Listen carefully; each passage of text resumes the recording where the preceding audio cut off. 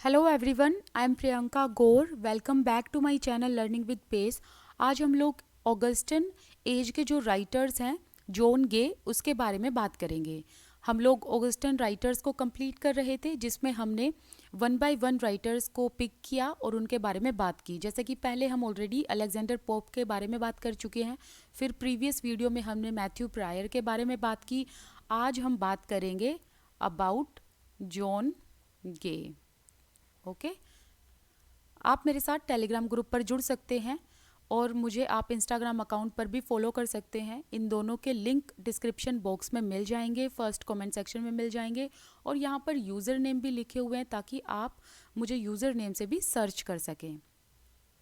चलिए topic start करते हैं।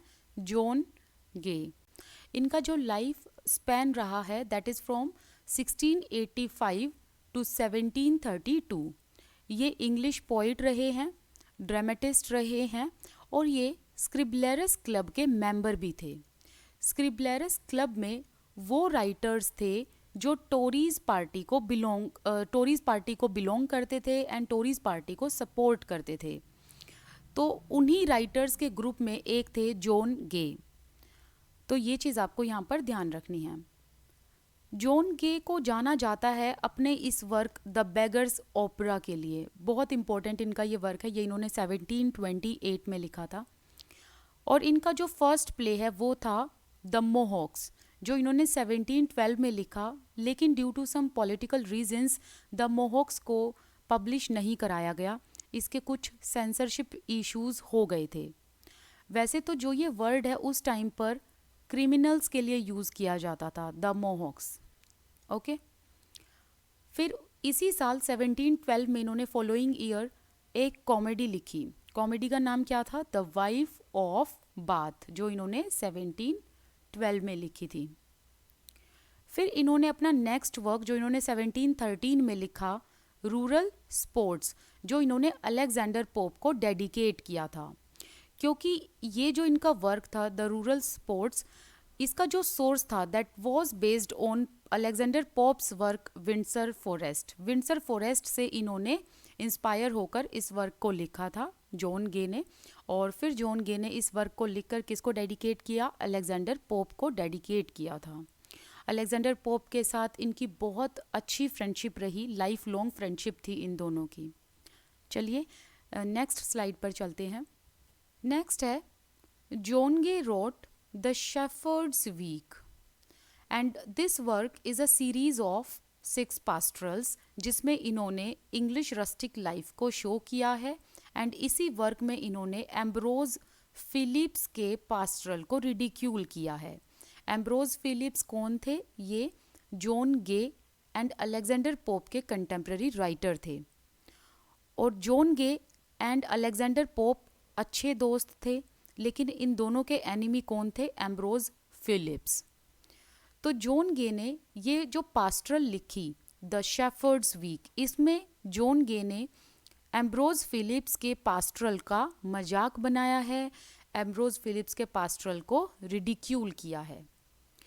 इसके पीछे रीज़न क्या था? देखिए, जो अलेक्जेंडर पोप हैं उनको एक बात पर काफ़ी गुस्सा आया था। रीज़न ये है कि इसी टाइम पर एक न्यूज़पेपर था द गार्जियन करके। ओके उस न्यूज़पेपर का क्या नाम था? The guardian. इस न्यूज़पेपर में एम्ब्रोज फिलिप्स के पास्टरल को प्रेज किया गया एंड पोप्स के पास्टरल को एंड पोप्स के वर्क को नेग्लेक्ट किया गया। ओके तो जो ये न्यूज़पेपर है द गार्जियन, इस न्यूज़पेपर ने एम्ब्रोज फिलिप्स के पास्टरल को प्रेज तो किया ही, साथ ही ये भी कहा कि जो एम्ब्रोज फिलिप्स हैं he is the first pastoral writer of the age of Augustan and he is the true English Theocritus. तो इसी बात पर अलेक्जेंडर पोप को काफ़ी गुस्सा आया। तो जो अलेक्जेंडर पोप थे, वैसे तो इनके हर कंटेम्प्रेरी राइटर के साथ झगड़े लड़ाई रही ही हैं और इन्होंने अटैक किया है सब पे, किसी को भी इन्होंने नहीं छोड़ा। इनके बहुत ही कम फ्रेंड थे और उन कम फ्रेंड्स में एक नाम आता है जॉन गे का। तो जब इस न्यूज़पेपर में द गार्जियन में ये कहा गया दैट एम्ब्रोज फिलिप्स जो हैं वो फर्स्ट पास्टरल राइटर हैं ऑगस्टन एज के, ये बात पोप को अच्छी नहीं लगी और इसीलिए पोप ने जॉन गे को अर्ज किया कि वो ऐसा पास्टरल लिखे जिसमें एम्ब्रोज फिलिप्स के आर्केडियन पास्टरल का मजाक बनाया जाए, उनको रिडिक्यूल किया जाए। ओके, नेक्स्ट है जॉन गे ने 2 सैट्रिकल प्लेज लिखे हैं। The what d'ye call it जो 1715 में इन्होंने लिखा, और फिर जो एक इम्पोर्टेंट सटायर प्ले इन्होंने लिखा that is 3 hours after marriage जो इन्होंने 1717 में लिखा था। और इन दोनों ही प्लेज में जॉन गे के फ्रेंड्स ने हेल्प की, और फ्रेंड्स कौन थे वो, जो स्क्रिबलेरस क्लब के मेंबर थे। नेक्स्ट बहुत इम्पोर्टेंट वर्क है, 1716 में जॉन गे रोट ट्रिविया, और इसी का ऑल्टरनेटिव नेम है the art of walking the streets of London. Okay, नाम याद रखेंगे ट्रिविया, और इसका ऑल्टरनेटिव नेम है the art of walking the streets of London. नाम से ही समझ आ रहा है कि इन्होंने यहाँ पर लंदन की टोपोग्राफी को बताया है, और लंदन में जिस तरीके से लोग रहते थे उन तौर तरीकों को इन्होंने इस वर्क में बताया है। इस पोअम को 3 बुक्स में डिवाइड किया, और इस वर्क में इन्होंने कुछ एक हिंट्स जो हैं वो स्विफ्ट के वर्क से भी डाले हैं। तो आप ये नहीं कह सकते that this work was original in conception, क्योंकि इन्होंने कुछ एक हिंट जो है वो स्विफ्ट के वर्क से भी ली हैं। ओके, इसमें इन्होंने जो लंदन है उसके ग्राफिक एंड ह्यूमरस डिस्क्रिप्शंस को शो किया है। All and all upper classes, upper middle classes को दिखाया है, और इस टाइम पर किस तरीके से लोग रहा करते थे वो बातें की हैं। And John Gay talked about the fops, gamblers, whores, mendicants, pickpockets के बारे में बताया है, ट्रैफिक जैम्स के बारे में बताया है, इनफैक्ट एयर पॉल्यूशन के बारे में इस वर्क में इन्होंने बात की है। जेंडर एंड क्लास रिलेशंस को दिखाया है, किस तरीके से gender and class relations were dramatically visible on the streets, तो लंदन स्ट्रीट को शो किया है। और ये भी बताया है कि किस तरीके से जो लंदन के लोग हैं वो एक दूसरे से इंटरेक्ट करते हैं, क्या उनका फिज़िकल कांटेक्ट है एक दूसरे के साथ। सो इस टाइप का ये वर्क है। चलिए नेक्स्ट स्लाइड पर चलते हैं। अब इनके जो वर्क हैं, जो इम्पोर्टेंट वर्क है वो मैंने यहाँ पर लिखे हुए हैं, आपको ये सारे वर्क याद रखने हैं। तो ये सारे वर्क जो हैं वो मैंने यहाँ पर एक क्रोनोलॉजिकल ऑर्डर में लिखे हुए हैं। First one is the rural sports जो कि इन्होंने 1713 में लिखी थी। 1714 में इन्होंने द शेफर्ड्स वीक्स लिखी, जिसमें इन्होंने एम्ब्रोज फिलिप्स के पास्टरल्स का मजाक बनाया है, उनको रिडिक्यूल किया है। फिर 1715 में इन्होंने एक सटायरिकल प्ले लिखा that is what d'ye call it. फिर इन्होंने 1716 में लंदन की स्ट्रीट्स को दिखाया है, और इस वर्क का नाम है ट्रिविया, और इसी का ऑल्टरनेटिव नेम है the art of walking the streets of London. और ये एक पोअम है जिसमें इन्होंने ह्यूमरस वे से लंदन स्ट्रीट को शो किया है।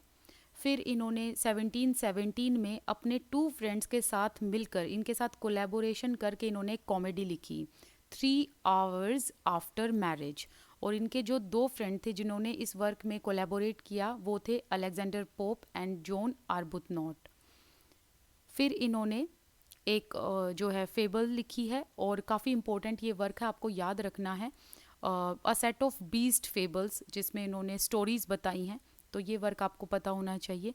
1728 में इनका इम्पोर्टेंट वर्क आया द बेगर्स ओपेरा, जो कि एक बैलेड ओपेरा है। ओके, ये भी बहुत इम्पोर्टेंट है। नेक्स्ट पोली, ये एक सीक्वल है द बेगर्स ओपेरा का, तो इसमें ये जो है ना बहुत इंपॉर्टेंट है, एक मोस्ट इम्पॉर्टेंट जो वर्क है that is the beggars opera. फिर इसके बाद ज़्यादा चांसेस इस क्वेश्चन के आने के बनते हैं, बेगर्स ओपेरा का सीक्वल कौन सा है, पोली, ठीक है। और ये जो सीक्वल है ये पब्लिश किया गया था बट इसे परफॉर्म नहीं किया गया। फिर इनका नेक्स्ट वर्क आया अकाइल्स, जो कि 1733 में लिखा गया। फिर इनका एक और वर्क आया द फैन, जो कि मोक हीरोइक एपिक स्टाइल में लिखा गया है। जैसे कि आप अगर अलेक्जेंडर पोप का ये मोक हीरोइक पोम देखेंगे the rape of the lock, उसी तरीके से जॉन गे ने सेम स्टाइल को अपनाया है अपने इस वर्क द फैन में। फिर इन्होंने एक और बैलेड लिखा, ब्लैक आई सूसन। सो ये बहुत ज़्यादा इम्पोर्टेंट इनका वर्क है। तो इसमें आपको जो याद रखने हैं दैट इज़, एक तो आप ये याद रखेंगे कि इन्होंने शेफर्ड्स वीक्स लिखी। नेक्स्ट इम्पोर्टेंट है जो इन्होंने ट्रिविया वर्क लिखा। इसके बाद इम्पोर्टेंट यहाँ पर बनता है 3 आवर्स आफ्टर मैरिज। फिर इनके बाद फेबल्स आपको पता होने चाहिए इनके। फिर आपको ये पता होना चाहिए कि इन्होंने बैगर्स ओपरा लिखी और इसी का एक सीक्वल लिखा द पोली। ये तो आपको याद रखने ही हैं जो मैंने अभी बताए हैं।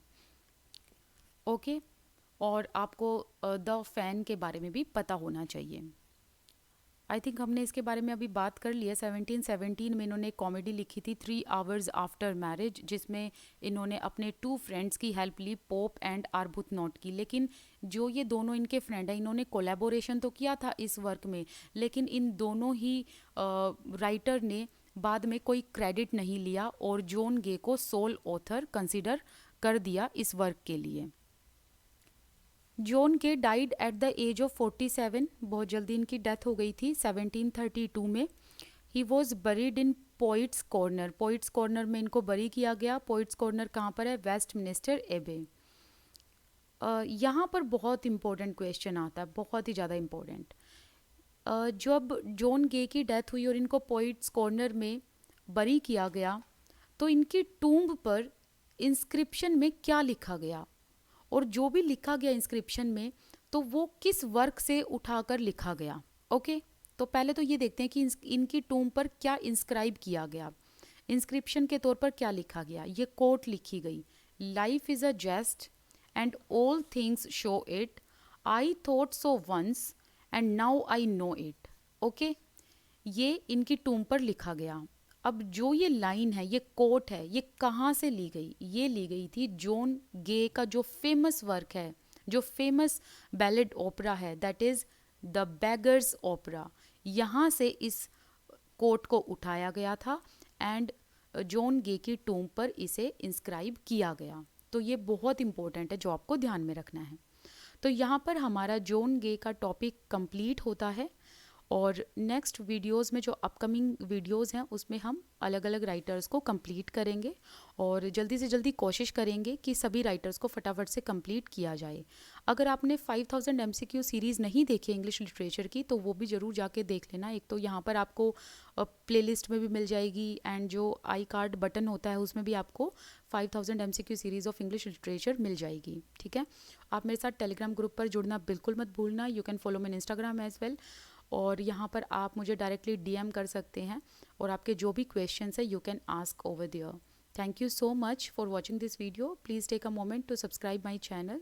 Thank you. This side Priyanka Gaur. I wish you all the best. Keep learning. Thank you.